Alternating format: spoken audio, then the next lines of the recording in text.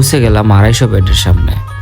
এখানে আমাদের জন্য অপেক্ষা করেছিল আমার বন্ধু তার বাইক নিয়ে। রাস্তার মোড়ে তখন হালকা অন্ধকার, এক হাতে হেলমেট, এক হাতে ক্যামেরা। আমরা আমাদের বাইকের যাত্রা শুরু করলাম। বাইক ছুটে চলল ফাঁকা রাস্তায়। চারদিকে তখন রাত নেমে এসেছে। রাস্তাগুলো একদমই ফাঁকা নয়, মাঝে মধ্যে কিছু গাড়ির হেডলাইট ছাড়া কিছুই চোখে পড়ে না। বাঁদিকে আর ডান দিকে বিস্তীর্ণ মাঠ, মাঝে মাঝে বড় বড় গাছ।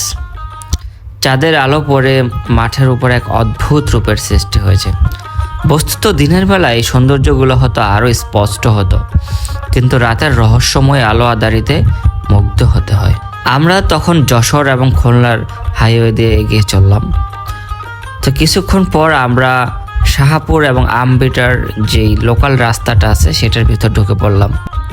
শাহপুরের রাস্তা দিয়ে যখন এগিয়ে চলছিলাম তখন দুপাশের দৃশ্য দেখে সত্যিই মুগ্ধ হতে হয়।